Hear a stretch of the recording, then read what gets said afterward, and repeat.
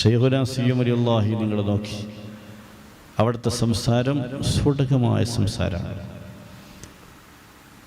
അത് വേണ്ട, അത് ഞാൻ സുഖപ്പെടുത്തി. മാഷാ അല്ലാഹ്.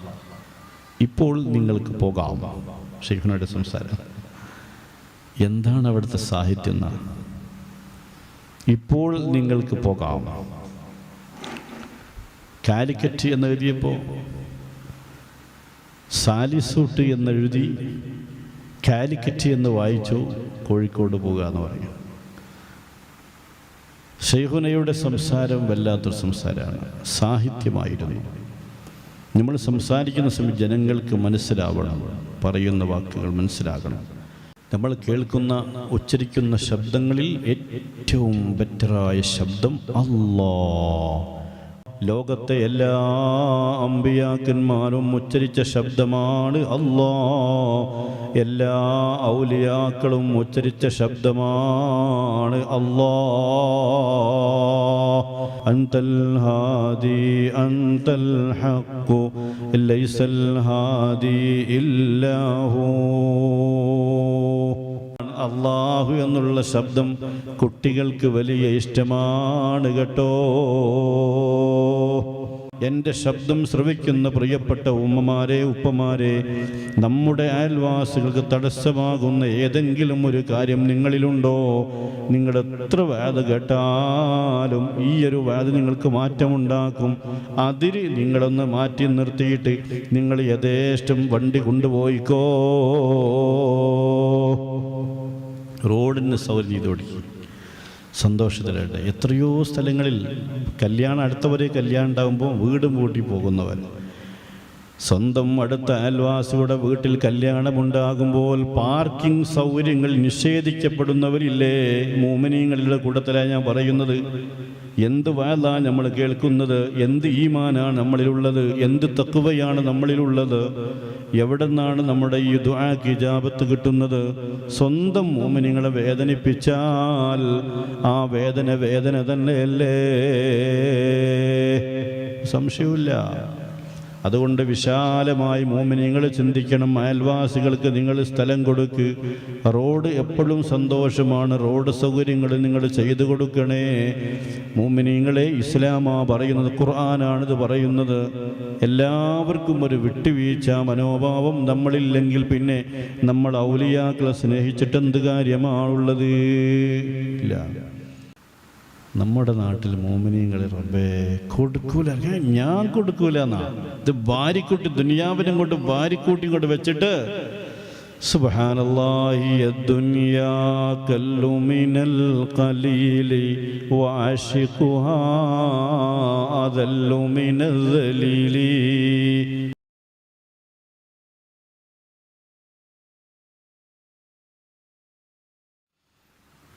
സ്വർഗാവകാശികളുടെ 4 അടയാളങ്ങൾ. ആ 4 അടയാളങ്ങളും നമ്മളിൽ സമ്മേളിക്കണം. അല്ലാഹു അതിന് തൗഫീഖ് നൽകട്ടെ. സ്വർഗം നമുക്കറിയാം സുഖങ്ങളുടെ പർദിശയാണ്. ദുനിയാവെന്ന കഷ്ടപ്പാടും വിഷമങ്ങളും പ്രയാസങ്ങളൊക്കെ സഹിച്ചുകൊണ്ട് ആഖിറത്തിലേക്ക് എത്തുമ്പോൾ മോമിനീങ്ങൾക്ക് സന്തോഷിക്കുവാനും സുഖിക്കുവാനുമുള്ള സ്ഥലമാണ് സ്വർഗം. അവിടെ പിന്നെ കൊളസ്ട്രോളിൻ്റെ വിഷയമല്ല, അവിടെ കാൽവേദനയുടെ വിഷയമല്ല, അവിടെ ടെൻഷനില്ല, അവിടെ വിഷമങ്ങളൊന്നുമില്ല. അവിടെ എല്ലാവർക്കും സലാം, സമാധാനമാണ്. എന്താണോ ഓരോരുത്തരും ആഗ്രഹിക്കുന്നത് അതെല്ലാം സ്വർഗത്തിൽ അല്ലാഹു വാരിക്കോരി കൊടുക്കുകയാണ്. അതിലുണ്ട് മുന്തിരി പഴങ്ങളും റുമ്മാനും, രസമുള്ളതാ കദളിപ്പഴം തിന്നാനും, പറക്കും സറീറതിലുണ്ട് കാറെടുക്കണ്ട, നിനക്കുള്ളതൊന്നും തന്നെ നീ അറിയണ്ട. എല്ലാ സുഖങ്ങളും അല്ലാഹു നമുക്ക് നൽകുന്ന സ്വർഗം മുഅ്മിനീങ്ങൾക്ക് മാത്രം അല്ലാഹു തആല കൊടുക്കുന്ന സ്വർഗം. ആ സ്വർഗത്തിന് നിങ്ങൾ ചോദിച്ചോ? ഖാല റസൂലുള്ളാഹി.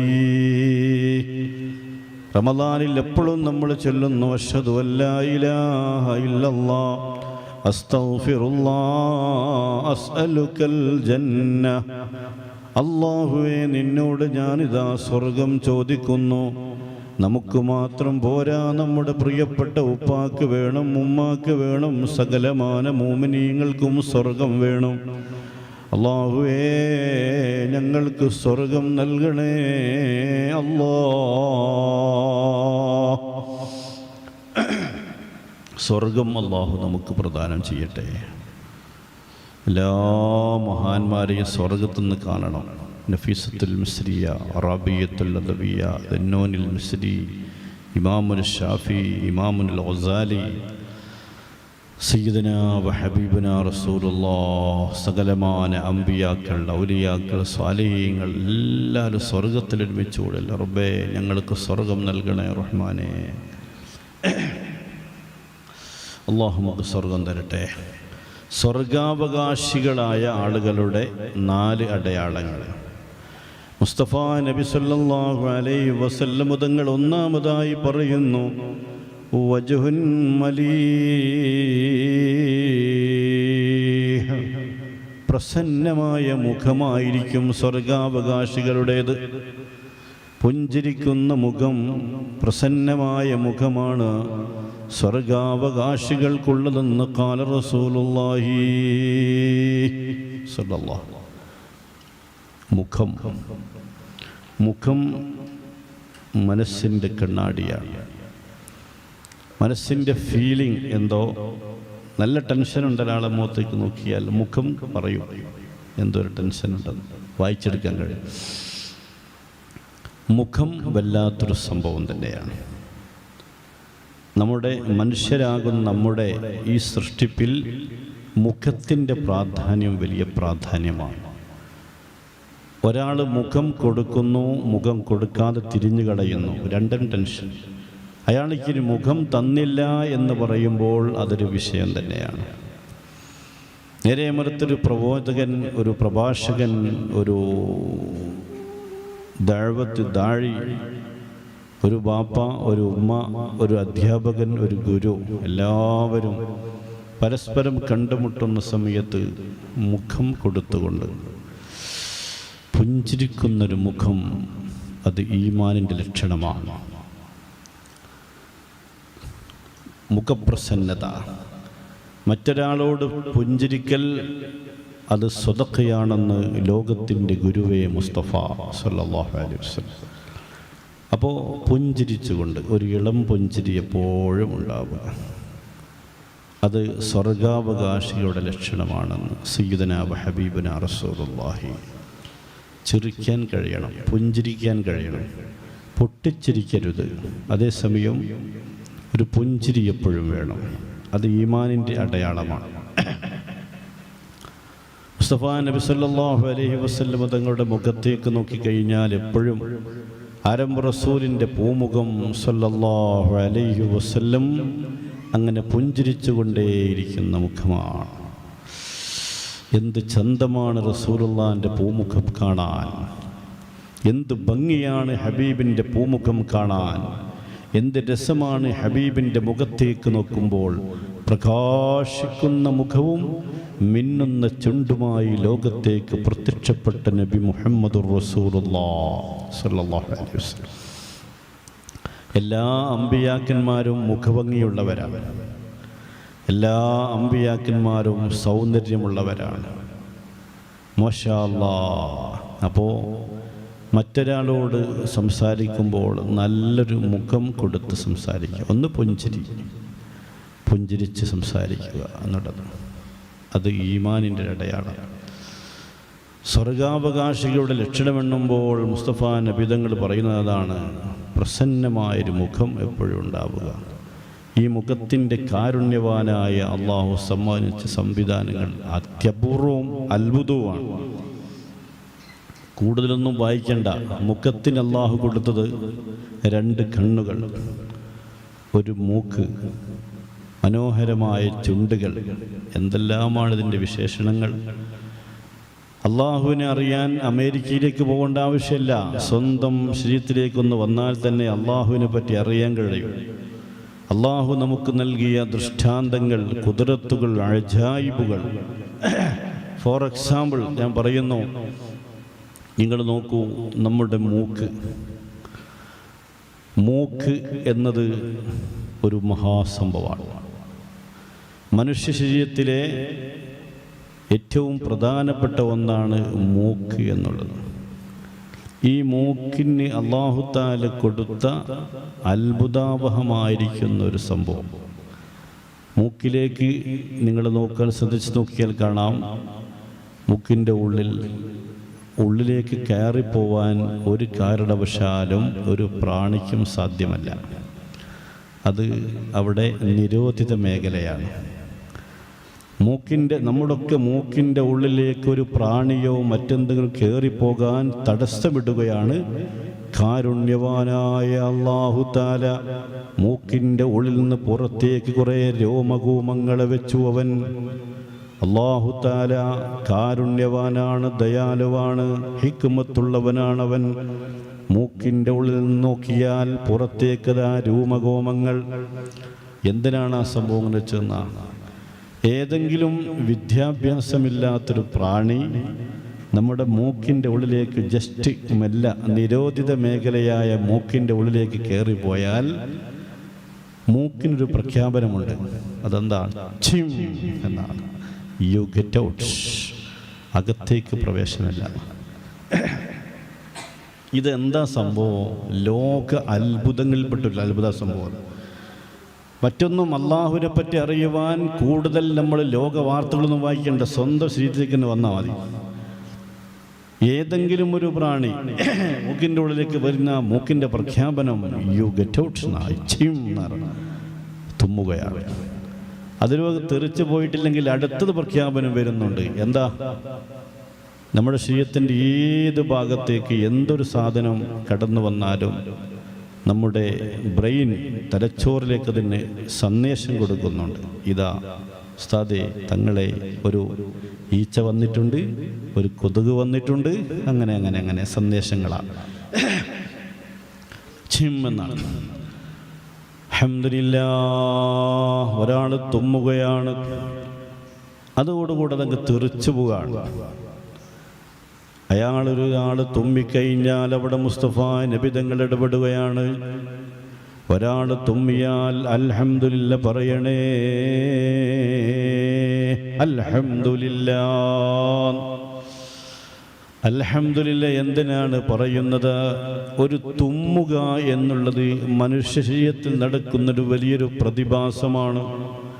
ഒരു ചെറിയൊരു സമയം നമ്മളുടെ ശ്വാസോച്ഛ്വാസം അങ്ങ് സ്റ്റക്കായി പോവുകയാണ്. അൽഹംദുലില്ലാ, മാഷാ അല്ലാഹ്, വല്ലാത്ത സംഭവം തന്നെയാണ്. ഇങ്ങനെ ഓരോന്നും നമ്മൾ വായിക്കുമ്പോൾ കാരുണ്യവാനായ അല്ലാഹു തആല നമ്മുടെ രണ്ട് കണ്ണുകൾ, അലം നജ്അൽ ലഹു ഐനൈൻ, അലം നജ്അൽ ലഹു ഐനൈൻ, നിങ്ങൾക്ക് രണ്ട് കണ്ണുകൾ നാം നൽകിയില്ലയോ? രണ്ട് കണ്ണുകൾ. എന്ത് രസമാണ് നമ്മുടെ കണ്ണുകൾ കാണാൻ, എന്ത് അഴകാണ് നമ്മുടെ മിഴികൾ കാണാൻ. ഈ കണ്ണിന് കൃഷ്ണമണിക്ക് അല്ലാഹു തആല കൊടുത്ത പ്രൊട്ടക്ഷൻ, രണ്ട് ഭാഗത്തും നല്ല പ്രൊട്ടക്ഷൻ കൊടുത്തു. ആ കണ്ണിന് നല്ല സുരക്ഷിതത്വം അല്ലാഹു തആല കൊടുക്കുകയാണ്.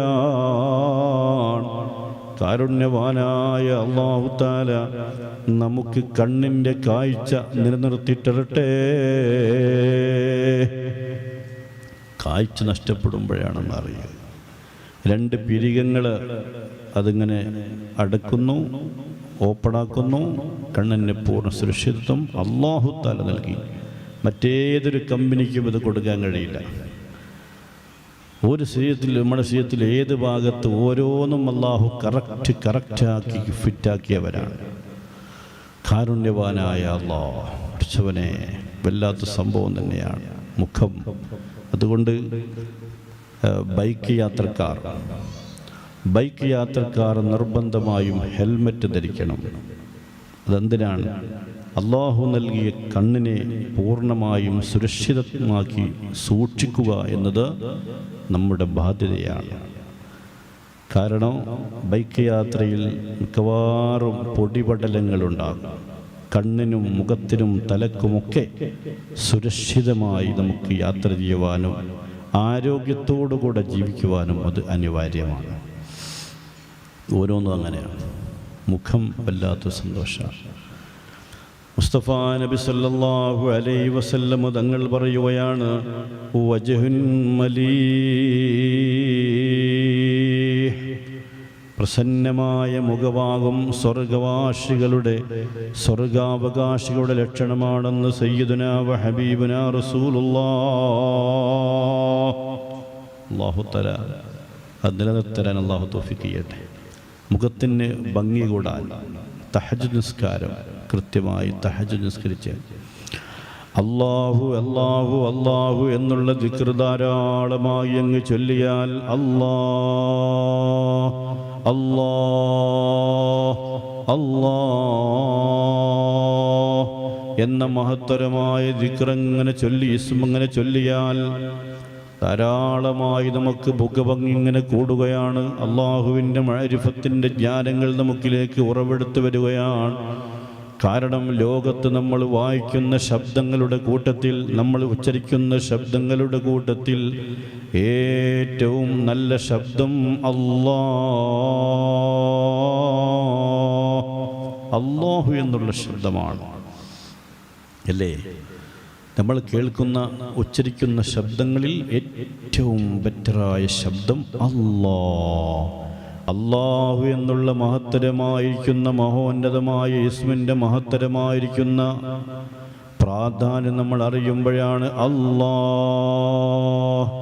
ലോകത്തെ എല്ലാ അമ്പിയാക്കന്മാരും ഉച്ചരിച്ച ശബ്ദമാണ് അല്ലാഹ്. എല്ലാ ഔലിയാക്കളും ഉച്ചരിച്ച ശബ്ദമാണ് അല്ലാഹ്.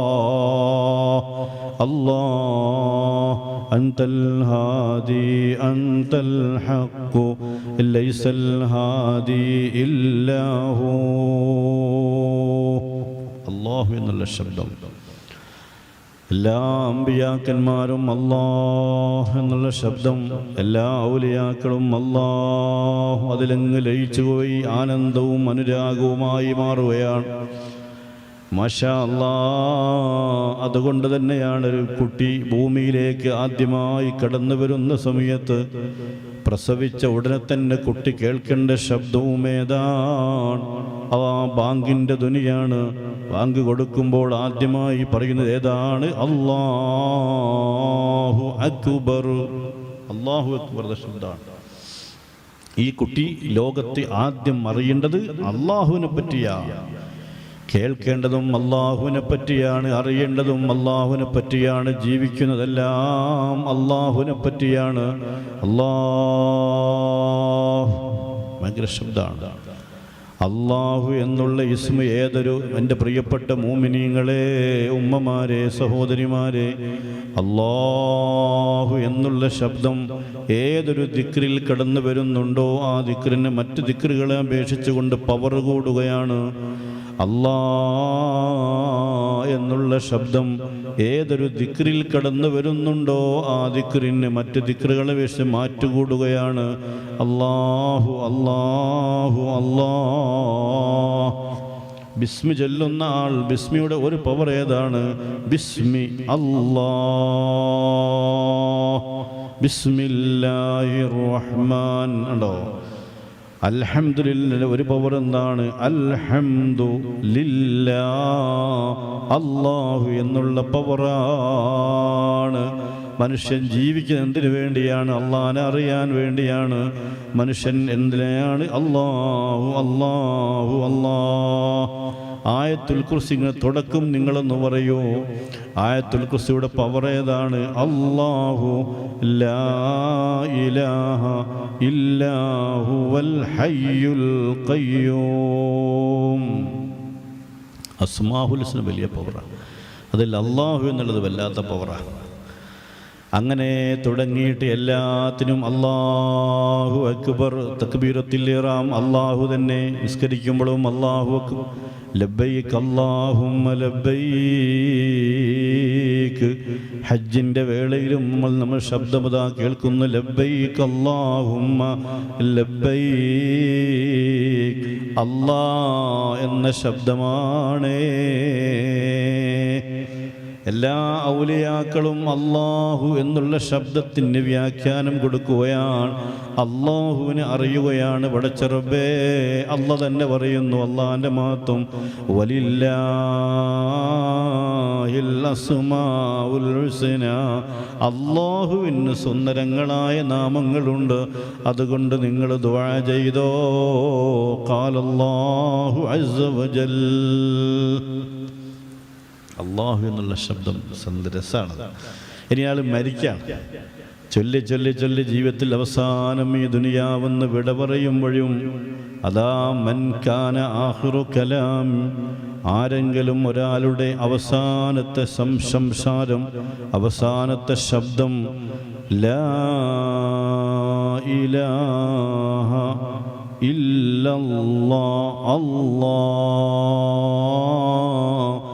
എന്ന ശബ്ദത്തോടുകൂടി ഒരാൾ മരണപ്പെട്ടു പോയാൽ ദഖലൽ ജന്ന, അവൻ സ്വർഗത്തിൽ കടന്നുപോയി. ഖാല റസൂലുള്ളാഹി. അത് സംഭവം അല്ലാഹുവിനെ അറിയണം. എല്ലാ മഹാന്മാരും അല്ലാഹ് എന്നുള്ള ദിക്ർ ലക്ഷങ്ങൾ ചൊല്ലിയവരാണ്. അല്ലാഹ് അല്ലാഹ് അല്ലാഹ് അല്ലാഹ് അല്ലാഹ് അല്ലാഹു അല്ലാഹ്. അതിലങ്ങ് ലയിക്കുകയാണ്.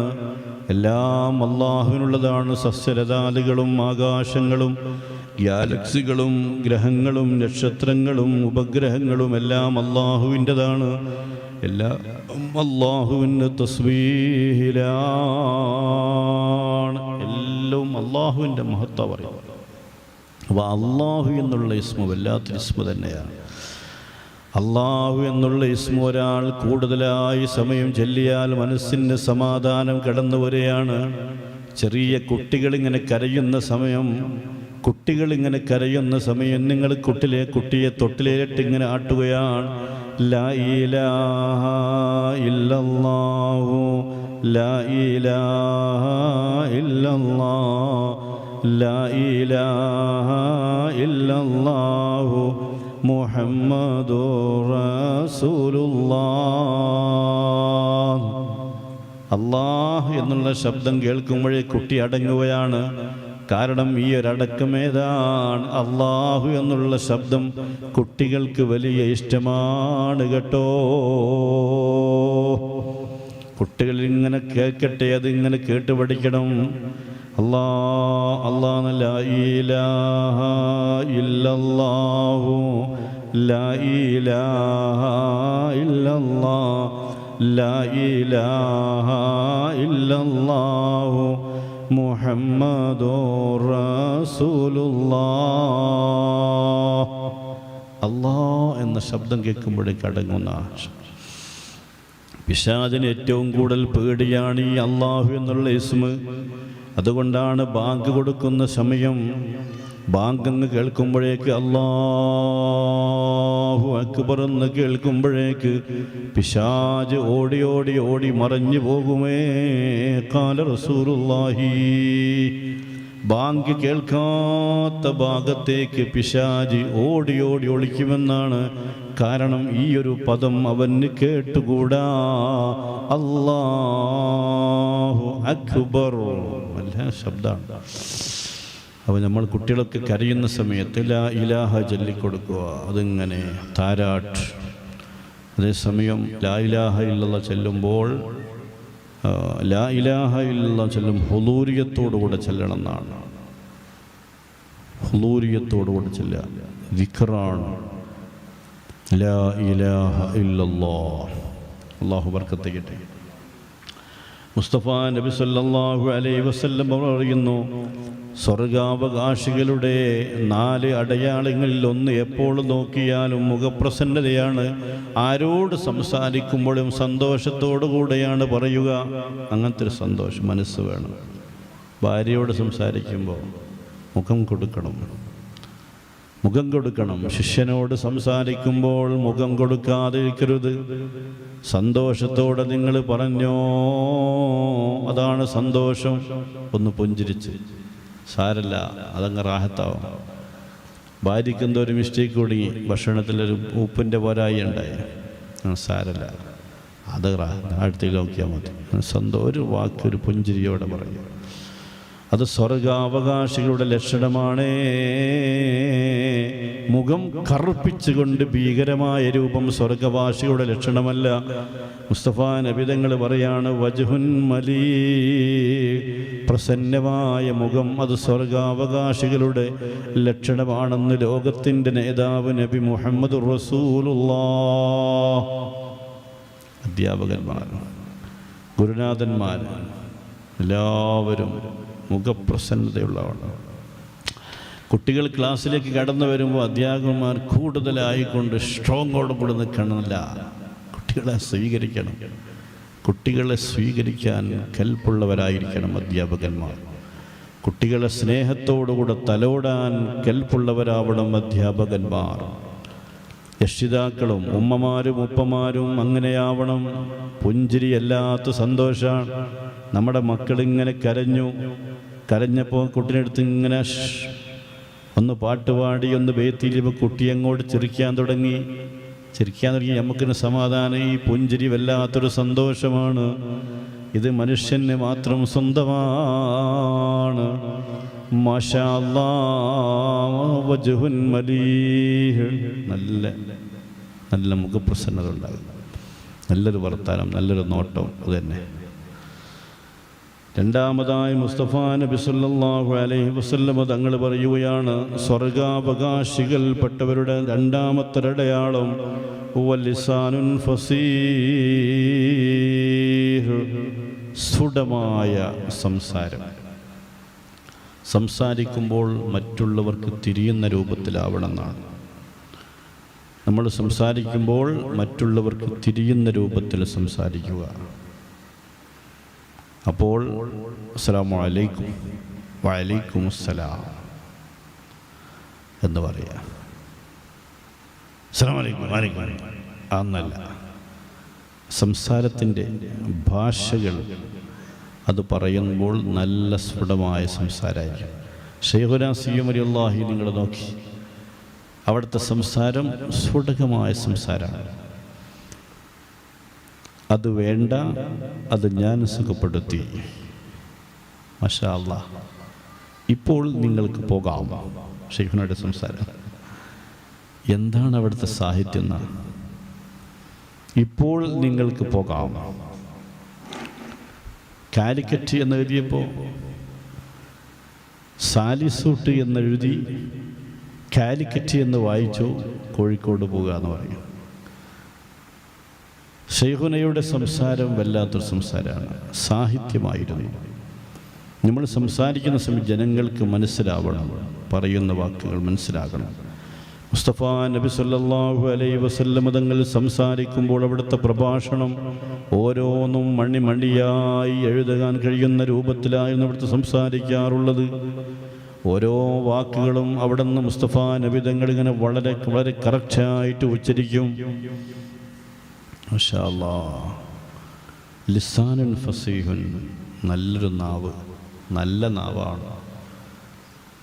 നല്ല നാവാവണം നമ്മുടെ നാവ് എന്ന് പറഞ്ഞാൽ നല്ല വാക്കുകൾ പറയുക, നല്ല സംസാരങ്ങൾ, പരിശുദ്ധ ഖുർആൻ ഇങ്ങനെ കൂടുതലായി ഓതുക.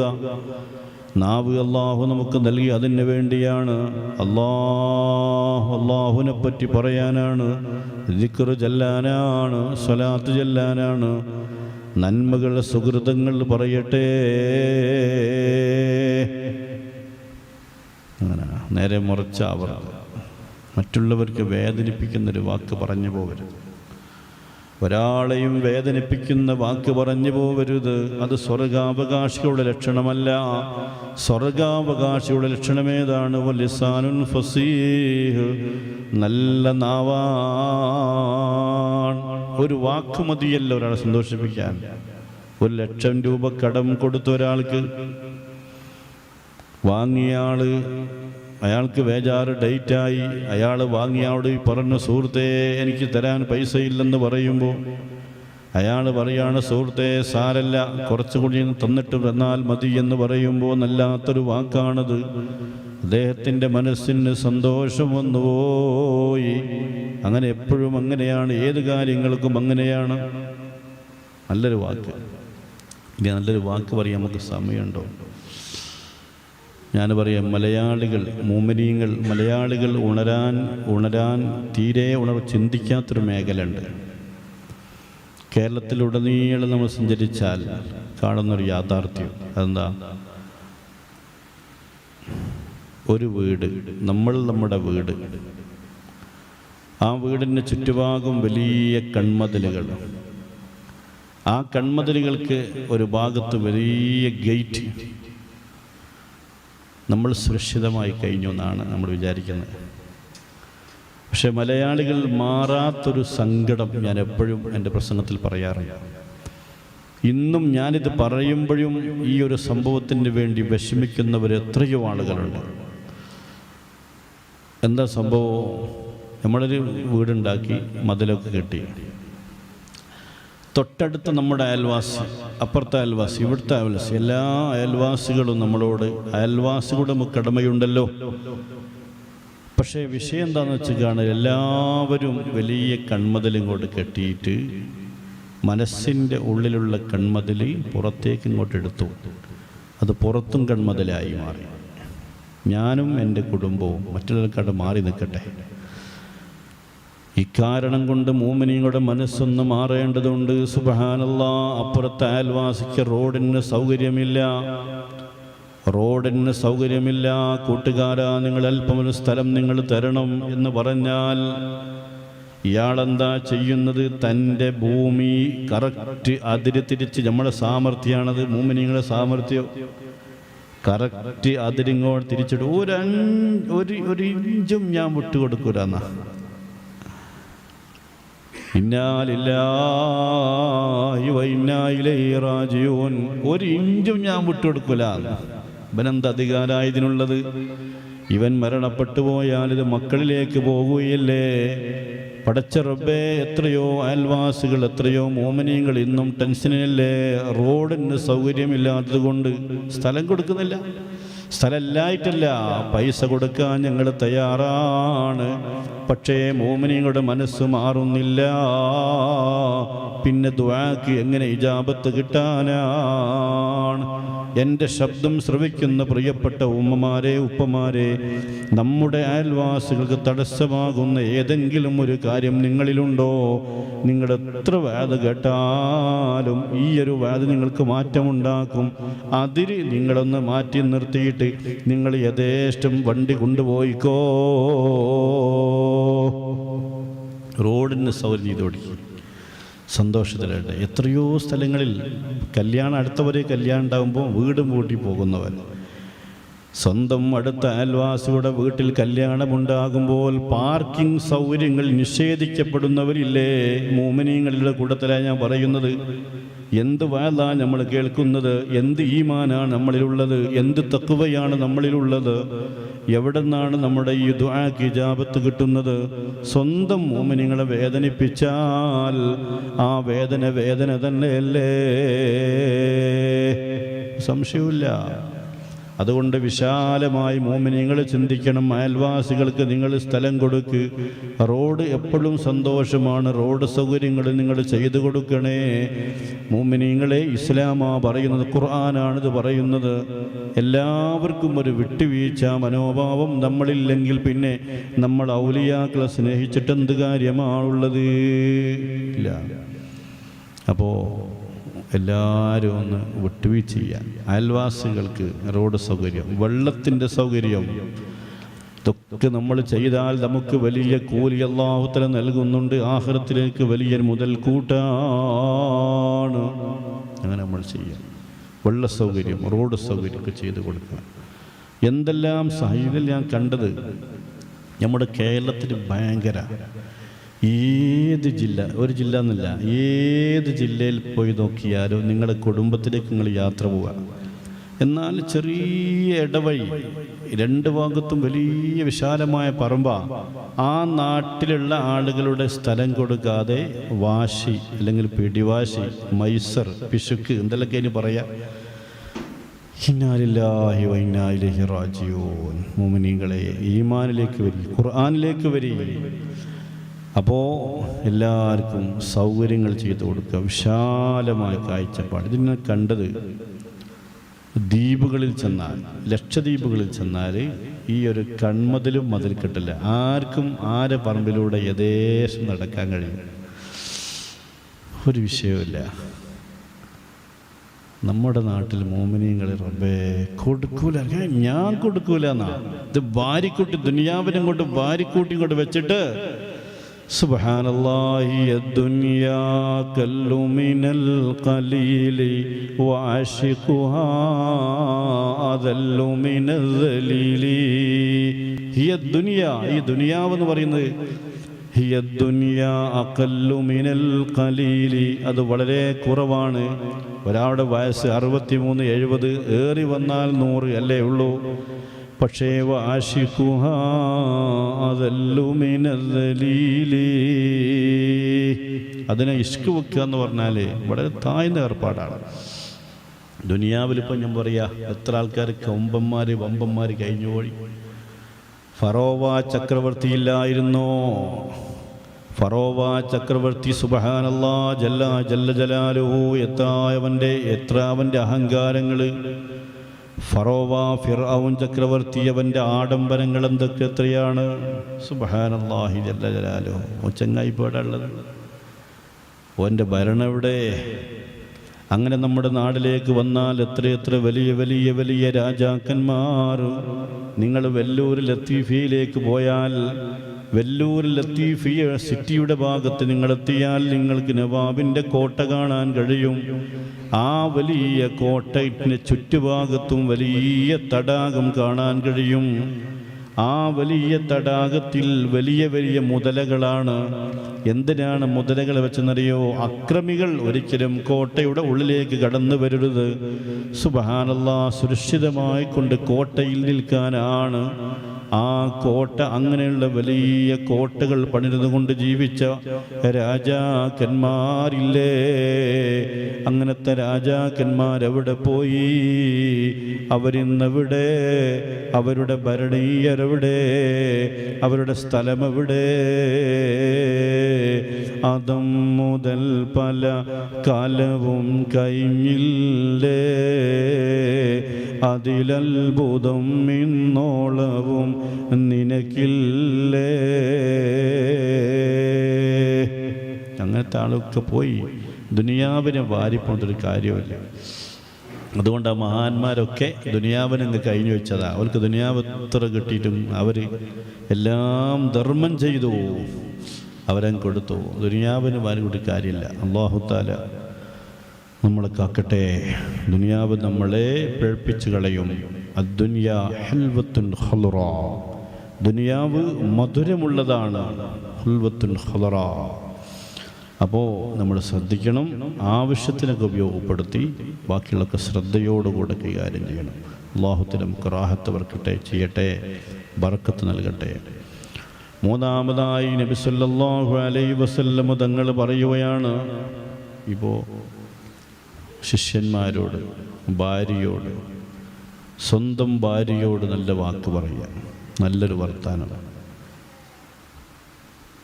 സ്വന്തം ഭാര്യയോട്, ഭർത്താവിനോട് നല്ലൊരു വാക്ക് പറയുക. ചിലരെങ്കിലുണ്ട്, ഒരുപാട് കേസുകൾ നമ്മുടെ മുമ്പിൽ വരുമ്പോൾ സുബ്ഹാനല്ലാഹ്, നല്ലൊരു വർത്താനം ഭാര്യയോട് പറയാത്തതിൻ്റെ പേരിൽ എത്രയോ കണ്ണീര് കുടിക്കുന്ന ഭാര്യമാരുണ്ട്, സഹോദരിമാരുണ്ട്.